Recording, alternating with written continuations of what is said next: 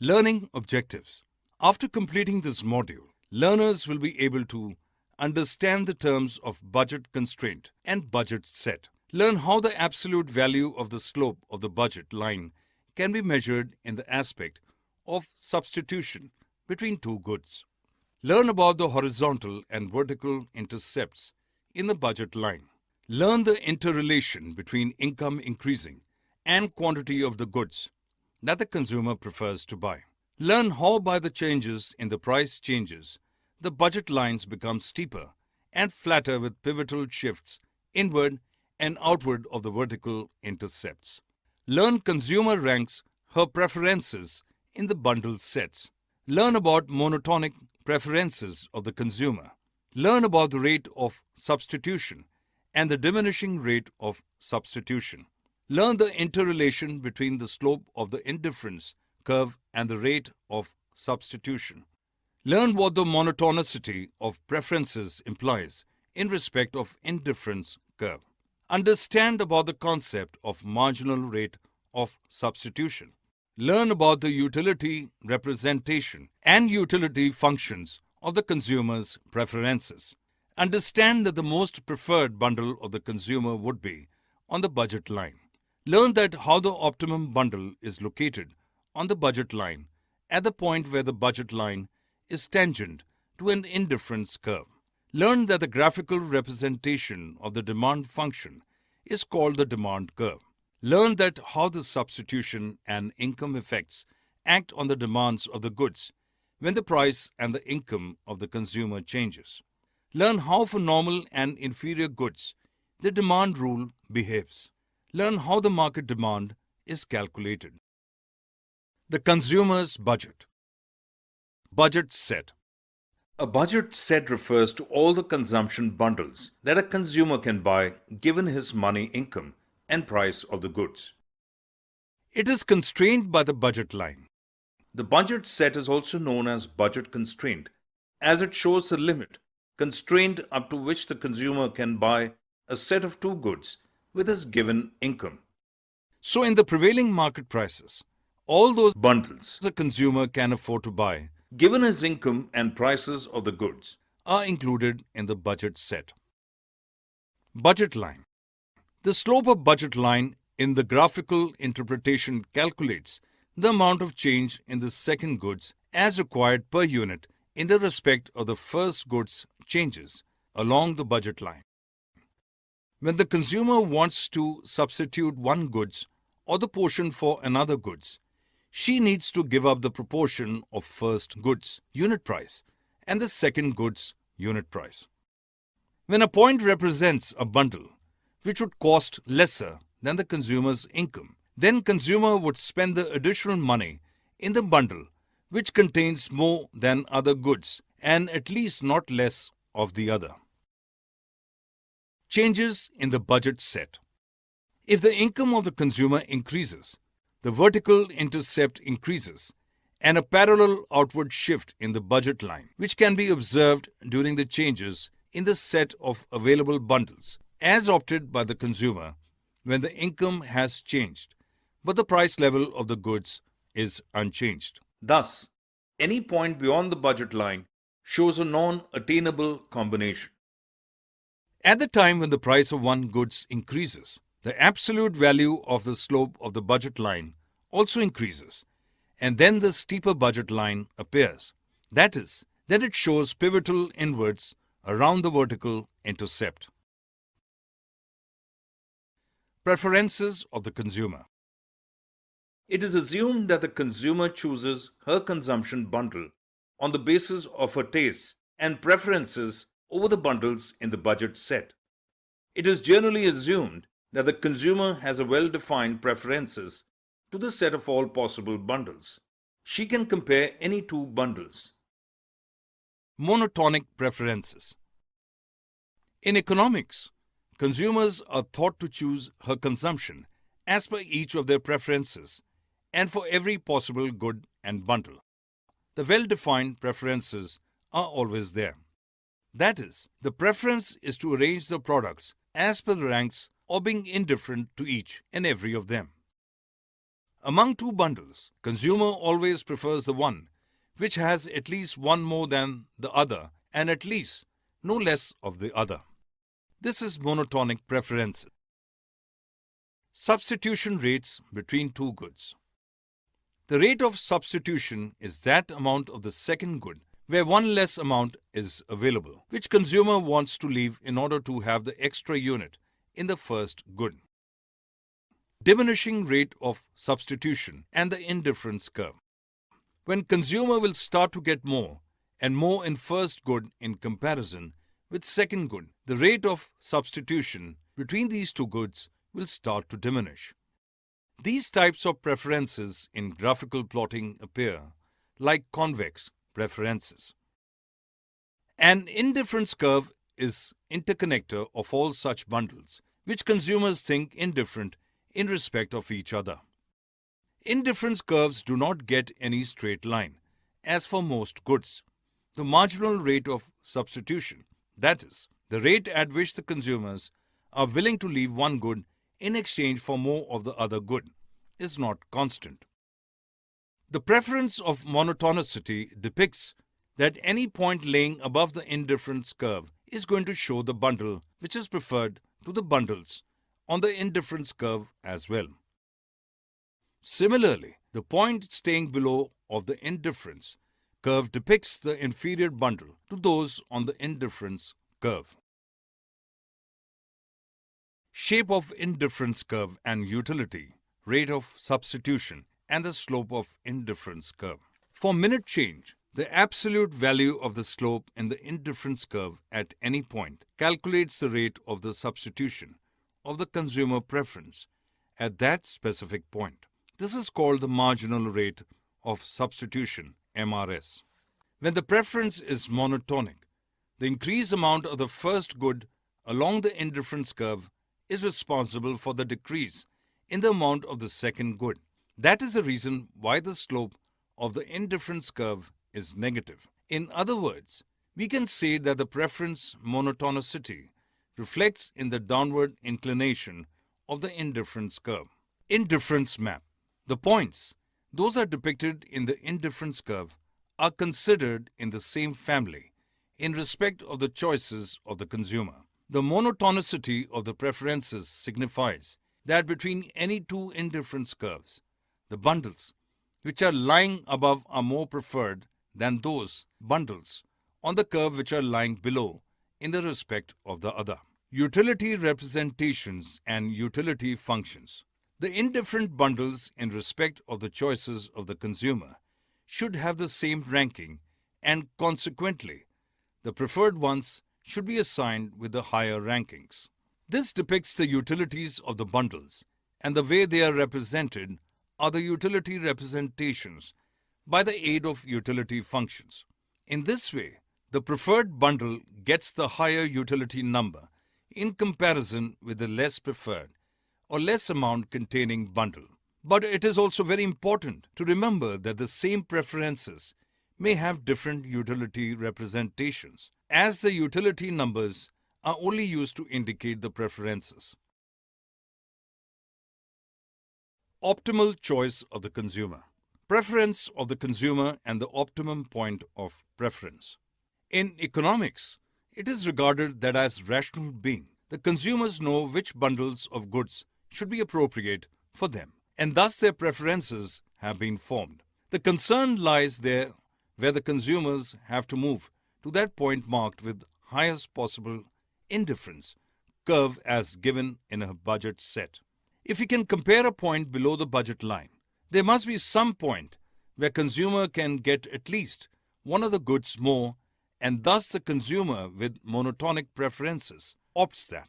It cannot be possible above the budget line. Thus, the optimum bundle that a consumer can opt is always on the budget line. Equality of marginal rate of substitution and the ratio of prices. The optimum goods which is opted by the consumer is located at the point where one of the indifference curves touches tangentially the budget line. That is, the absolute value of the indifference slope and the price ratio becomes the same, the point.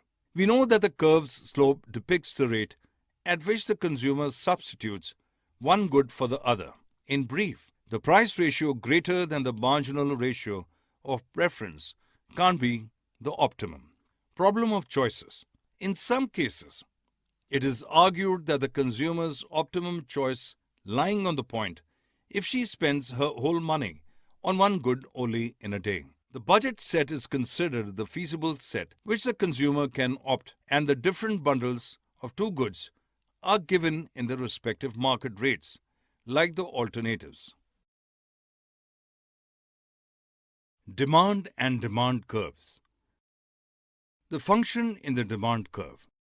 The amount of the goods the consumer buys always depends on the price of the good, the prices of the other goods, the consumer's income, and her taste and choices. The demand function of a consumer shows the amount of goods that the consumer chooses in accordance with different price levels when other factors remain unchanged. Substitution effect, law of demand, linear demand and normal, inferior and complementary goods. When the consumer intends to adjust in buying the bundles that she bought before the price change is called the substitution effect. Here, due to price change and the income of the consumer as adjusted than before, the optimal quantity of the goods also changes. The law of demand describes that the consumer's demand always inversely related with the price of good.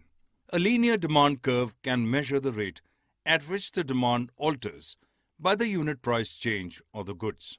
The normal good follows the general rule that the quantity of the goods changes in direct way by the effect of income changes of the consumer. But for the inferior goods, the consumer tries to choose less when her income level increases.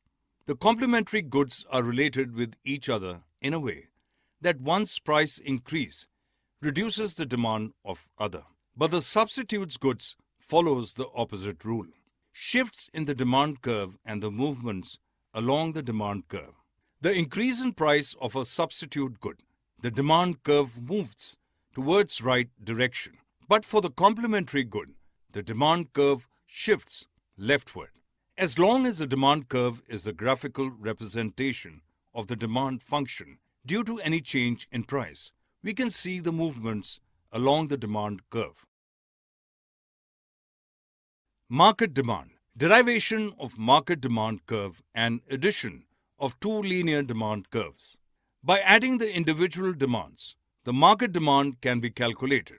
For market demand curve, we follow the horizontal summation process, where individual demand curves are added as they are shown horizontally when they are graphically plotted. At different price level, when we can see individuals' demand is zero, then we can add their demands in linear level and find the market demands in the brackets of the prices where they have the common phase. Elasticity of demand and the constantly elastic demand curves. The price elasticity of demand is a proportion and thus has no units. It depicts the fraction of percentile changes in demand being divided by the percentile changes in the price. When we see the percent change in a demand of goods is less than the percent change in price, the goods regarded in elastic in that specific price. When it is equal, the good is said as unitary elastic, and when the demand changes, percentage is greater than the price change percentage, then the good is elastic in that price. The different price elasticity of demands in different points can be shown through a linear demand curve. Sometimes the demand curve can show such situation where elasticity demand stays constant for every time, for which demand curve the price change does not alter the rate of demand. The absolute value of the price elasticity there equals to zero. Thus we can find that the vertical demand curve becomes absolutely inelastic. Geometrically measured elasticity along a linear demand curve. By the properties of similar triangles in geometry, the elasticity of demand curves can be measured and proved. The elasticity is zero at the point where the demand curve meets the horizontal axis of the graph, and it becomes infinity at the point where it meets the vertical axis. Factors determining price elasticity of the demands. Elasticity of demand on the nature of the goods. The price elasticity of the demand sometimes depends on the nature of the goods and the accessibility of some nearly close substitutes of that good. For food items, as being utmost necessary for livelihood, the increases in the prices do not alter its demand in the same level. But the luxury items exactly follow the nature. That is, the price hikes necessarily reduces their demands. Thus, daily used commodities appear to be inelastic, but the luxury and other goods appear more price elastic in their nature. Elasticity and expenditure. The expenditure on the product will go down when the percentile reduction in the quantity to be bought is greater than the percentile increase in the price range. In its opposite scenario, the expenditure will increase.